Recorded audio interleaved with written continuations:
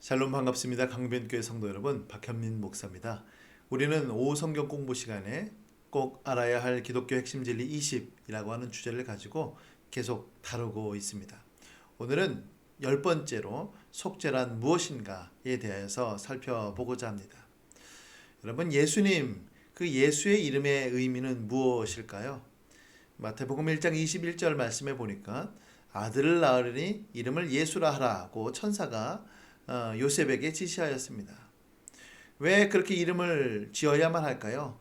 바로 그 뜻이 그 안에 담겨져 있기 때문인데요. 바로 그가 자기 백성을 그들의 죄에서 구원할 자이시기 때문에 그렇습니다. 그러므로 예수의 이름의 뜻은 바로 구원자라고 하는 의미가 담겨져 있는 것이죠. 그래서 속죄란 바로 이것입니다. 우리를 구원하시기 위하여 예수님이 자신의 삶과 죽음을 통해서 이루신 일, 그것이 바로 속죄인 것입니다. 그러므로 우리는 이번 시간에 총 4가지를 다뤄볼 텐데요. 첫 번째로는 속죄의 원인입니다. 두 번째로는 속죄의 필요성, 세 번째로는 속죄의 본질, 네 번째로는 속죄의 결과입니다. 맨 처음에 다룰 것은 속죄의 원인입니다. 예수님께서 이 땅에 오신 이유, 고난과 죽으심을 겪게 된 그 이유, 그것은 바로 무엇일까요? 그것은 하나님의 사랑 때문이었습니다.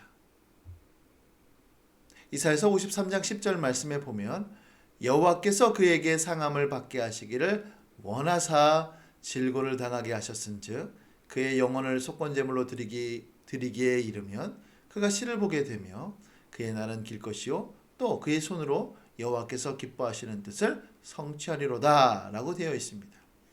우리는 어떠한 오해를 갖고 있냐면 성부께서는 죄인들을 향하여서 형벌을 내리시기를 원하시는데 예수님께서는 그것을 싫어하셔서 죄인들을 구원하시기 위하여 이 땅에 오셨다, 이렇게만 생각하고 있습니다.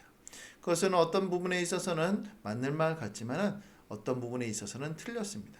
왜냐하면 예수님께서 이 땅에 오시기로 하신 그 결심은 바로 성부께서 계획하신 일이기 때문에 그런 것이죠. 그래서 이사야서 53장 10절 말씀 끝에 보니까 그가 여호와께서 기뻐하시는 뜻을 성취하시는 겁니다.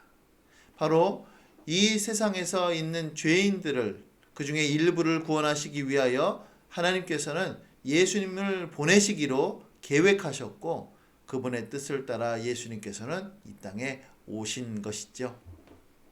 요한복음 3장 16절 말씀에 보면 하나님이 세상을 이처럼 사랑하사 독생자를 주셨으니 이는 그를 믿는 자마다 멸망하지 않고 영생을 얻게 하려 하심이라. 우리가 잘 알고 있는 이 말씀 속에서도 이 세상 가운데 독생자를 보내주신 분이 누구시다? 바로 하나님이시다 라고 하는 것을 분명히 밝히 보여주고 있습니다. 또 하나는 무엇이냐면 바로 하나님의 공의입니다. 여러분, 의는 상을 받아야죠. 그러나 죄는 반드시 처벌, 형벌을 받아야만 합니다. 이 땅에 있는 모든 죄는 어떤 식으로든지 처벌을 받아야만 합니다. 그렇기 때문에 예수님께서는 바로 이 제물이 되셔서 하나님의 처벌을 대신 받으셨던 것인데요.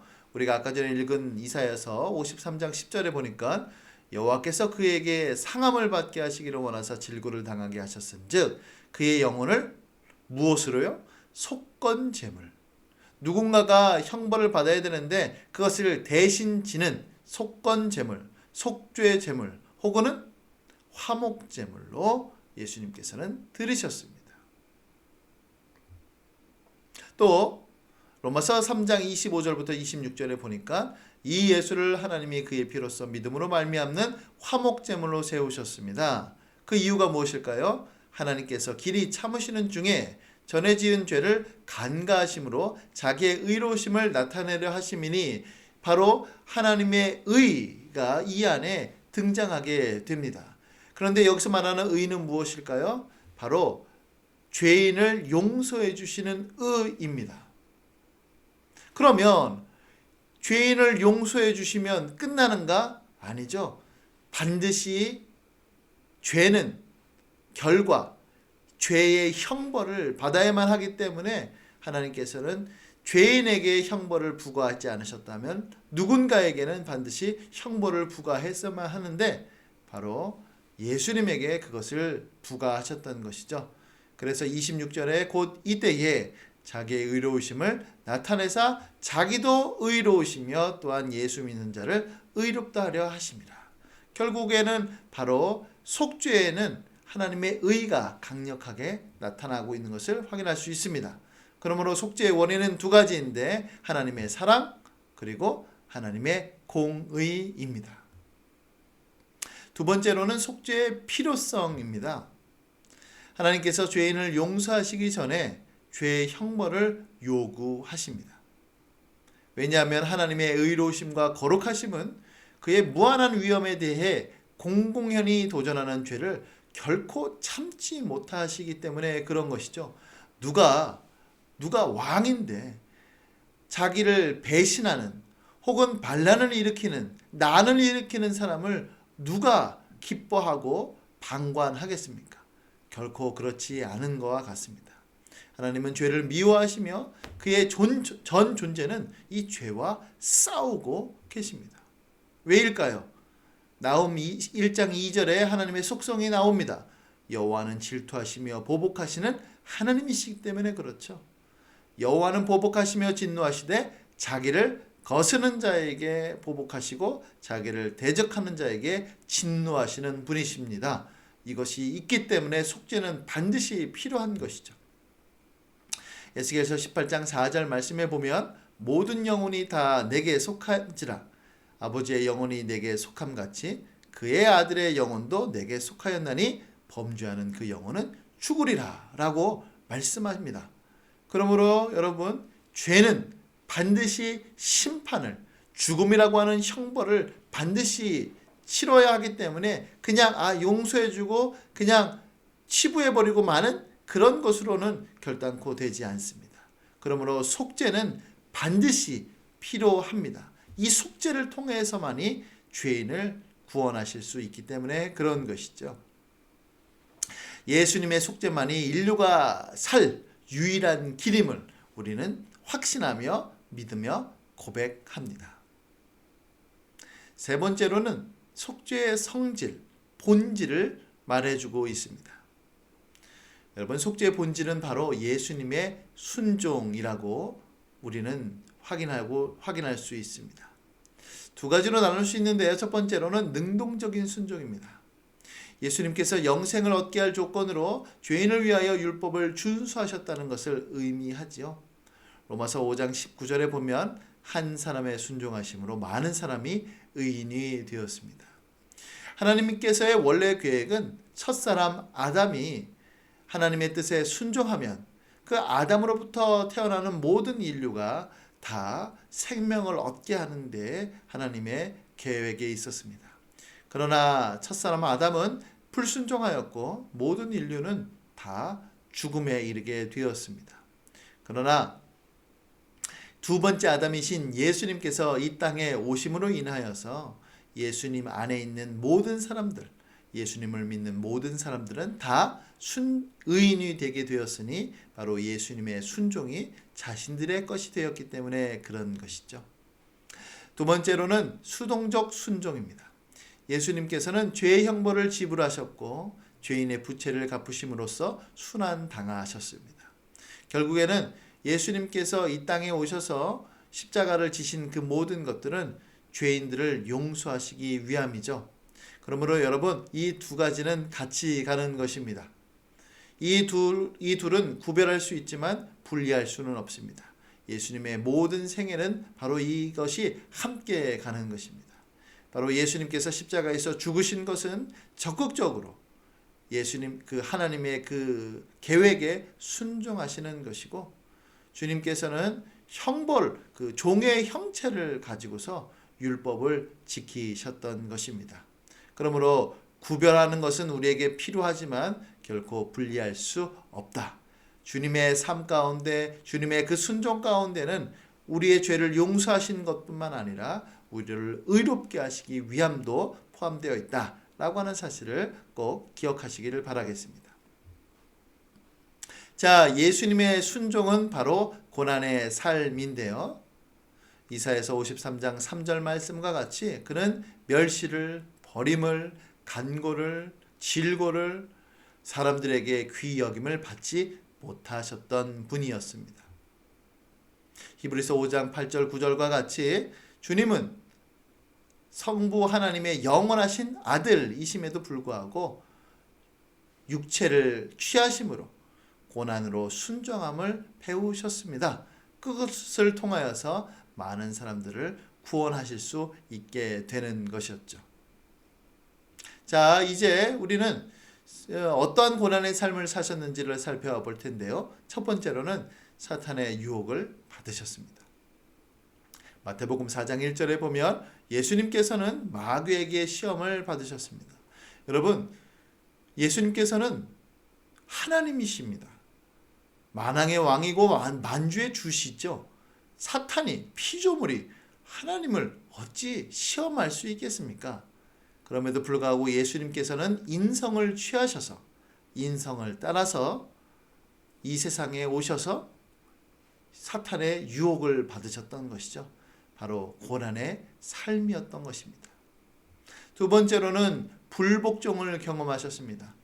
주님께서 명령하신 것은 반드시 실현되게 되어 있습니다.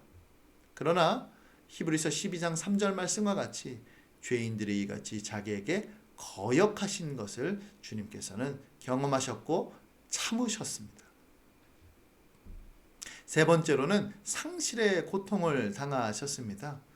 요한복음 11장 33절에 보니까 나사로가 죽을 때에 그 죽음을 목격하는 사람들의 그 우는 것을 보시며 심령의 비통함을 겪으셨습니다. 또 예수님께서도 친히 그의 죽음을 보면서 눈물을 흘리셨습니다. 그 마음에 심한 고통을 겪으셨던 것이죠. 네 번째로는 극심한 스트레스를 받으셨습니다. 마태복음 26장 38절에 겟세마네 동산에서 예수님께서 기도하신 내용입니다. 거기서 예수님께서 뭐라고 하셨냐면 내 마음이 매우 고민하여 죽게 되었으니 얼마나 큰 스트레스를 받으셨으면 고민이 죽을 만큼의 고민이었습니다. 또 누가복음 22장 44절에는 이렇게 표현하고 있는데요. 예수께서 힘쓰고 애써 더욱 간절히 기도하시니 땀이 땅에 떨어지는 핏방울같이 되더라. 여러분, 이것은 두 가지로 해석합니다. 첫 번째로는 예수님께서 극심한 스트레스 가운데 하나님 앞에 기도하면서 정말로 열심히 기도하시자 땀이 흐를 정도였는데 그 땀이 흐를 때에 마치 피가 뚝뚝뚝뚝 떨어지는 것처럼 땀도 뚝뚝뚝뚝 떨어진 것이다 라고 해석하는 경우가 있고, 또 어떤 사람들은 극심한 스트레스로 있을 때에는 그 피가 눈에 보이지는 않지만은 그 혈흔이 그 땀으로 배출된다 라고 하는 사람도 있습니다. 어떤 표현을, 어떤 것을 우리가 취하든지 간에 예수님께서 기도하신 그 기도는 정말로 극심한 스트레스 가운데 하셨던 것임을 우리는 알 수가 있게 되는 것이죠. 다섯 번째로는 육체적인 고통, 가장 큰 클라이막스는 십자가에서의 죽으심입니다. 십자가는 인간이 지금껏 고안한 가장 끔찍한 형태의 고통입니다. 그렇게 주님께서는 죽으셨던 것이죠. 이것은 십자가에 못 박혀 죽으신 그 못 박힘, 그것만이 아니라 그 죽음은 바로 질식하여 죽는 것입니다. 서서히 죽는 것이죠. 그것은 너무나도 큰 고통입니다. 숨을 제대로 쉴 수 없을 만큼 큰 고통에 담겨져 있습니다. 여섯 번째로는 영적인 고난을 당하셨습니다. 예수님은 죄를 지으신 적이 결코 없으셨습니다. 오히려 죄를 미워하셨습니다. 그러나 고린도후서 5장 21절 말씀과 같이 하나님이 죄를 알지도 못하신 이를 우리를 대신하여 죄로 삼으셨습니다. 바로 예수님은 죄인이 아님에도 불구하고 형벌을 받으셔야만 했습니다. 그 얼마나 큰 억울함이 그 안에 담겨져 있겠습니까? 그럼에도 불구하고 주님께서 우리를 대신하여서 죽으신 그것을 생각하면서 우리는 주님의 죽음은 대리 속죄구나. 본인의 형벌, 본인의 죄 때문이 아니라 우리의 죄 때문이구나 라고 하는 것을 우리는 확인할 수가 있습니다. 7번째로는 홀로 그것을 감당하셨습니다. 제자들도 예수님을 배신하였죠. 마태복음 26장 56절에 제자들이 모두 다 예수님을 버렸습니다. 한 사람도 빠짐없이 예수님을 버리고 도망하였습니다. 하나님 아버지께로부터도 단절을 겪게 되는데요. 마태복음 27장 46절에 예수께서 크게 소리질러 이르시되 엘리 엘리 라마 사박다니 하시니 이는 곧 나의 하나님 나의 하나님 어찌하여 나를 버리셨나이까 하는 뜻입니다. 여러분, 성자 예수님은 신성을 따라서는 결코 하나님과의 교제가 끊어지지 않습니다. 그 영원 전부터 가지고 계신 삼위일체 하나님과의 영원한 교통은 절대로 끊어지지 않습니다. 그러나 인성을 따라서는 주님께서는 하나님으로부터 버림을 받으셨습니다. 마지막 8번째로 하나님의 공의의 만족입니다. 예수님의 고난은 하나님의 진노를 짊어지셔야만 하는 큰 고통이었습니다. 하나님께서는 우리의 죄에 대한 진노와 형벌을 예수님께 완전히 쏟아 부으셨습니다. 이로써 하나님의 공의는 충족되었고 죄인을 향한 진노가 사라지게 된 것이죠. 이것이 바로 속죄의 본질, 속죄의 성질인 것입니다. 바로 첫 번째, 하나님의 공의를 만족시키시고, 두 번째, 대리 속죄이며, 세 번째, 그리스도의 순종인데 그것은 능동적 순종과 수동적 순종으로 나누어 볼 수 있게 되는 것이죠. 마지막으로 살펴볼 속죄의 결과입니다. 예수님께서 완벽하고 죄 없는 삶을 사셨지만 끔찍한 죄인으로 죽으셨습니다. 그 이유는 무엇이었을까요? 우리가 앞에 살펴본 것처럼 그가 자기 백성을 그들의 죄에서 구원하시기 위함이었습니다. 여러분, 구원은 여러 가지 의미로 표현될 수 있지만 이 시간에는 세 가지를 다루겠습니다. 첫 번째로는 죄로 인한 하나님과의 단절을 극복하셨습니다. 바로 화목이죠. 로마서 5장 1절 말씀과 같이 그러므로 우리가 믿음으로 의롭다 하심을 받았으니 우리 주 예수 그리스도로 말미암아 하나님과 화평을 누린다라고 되어 있습니다. 여러분, 그렇습니다. 우리는 예수 그리스도를 통하여서 하나님께 나아갑니다. 예수님을 통하지 않으면 하나님은 우리를 향하여서 불붙는 진노를 가지고 계시지만 그리스도 예수, 그 보혈의 공로를 의지하며 나아갈 때는 주님께서 우리를 받으십니다. 바로 기도가 그 대표이지요. 우리는 기도할 때에 은혜의 보좌 앞으로 담대히 나아갑니다. 왜입니까? 예수님을 통하여서는 우리를 받으시기 때문에 그렇습니다. 두 번째로는 죄로 인한 속박을 극복하셨습니다. 바로 우리에게 자유를 주셨죠. 요한복음 8장 36절에 그러므로 아들이 너희를 자유롭게 하면 너희가 참으로 자유로우리라.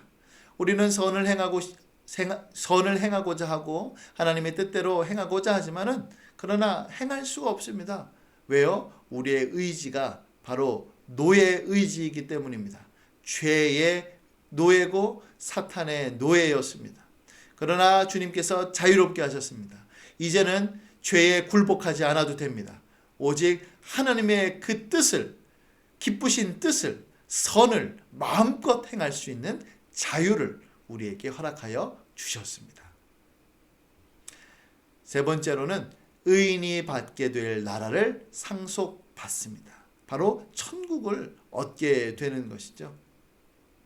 골로새서 1장 13절 말씀과 같이 그가 우리를 흑암의 권세에서 건져내사 그의 사랑의 아들의 나라로 우리를 옮기셨습니다. 우리는 흑암 가운데 있었습니다. 멸망 가운데 있었습니다. 사탄과 같이 멸망의 자녀들, 불순종의 아들들이었습니다. 그러나 예수 그리스도께서 속죄를 통하여서 우리를 그 아들의 나라, 천국, 사랑과 의가 가득한 그곳으로 우리를 옮기셨으니 바로 속죄의 그 어마어마한 공로가 우리에게 적용된 것입니다. 바로 우리가 살펴본 구원은 정말로 놀라운 구원이 아닐 수가 없게 되는 것이죠. 사랑하는 성도 여러분, 오늘 우리는 속죄에 대하여서 살펴보았습니다. 속죄의 원인, 속죄의 필요성, 속죄의 본질, 속죄의 결과에 대하여 살펴보았습니다. 우리가 이것을 깊이 묵상함을 통하여서 우리에게 주어주신 그 구원이 얼마만큼 크고 놀라운지 하나님을 찬양하고 하나님께 감사하며 하나님께 영광 돌리는 우리 강변교회 성도님들 될 수 있기를 예수님의 이름으로 간절히 축복합니다. 아멘.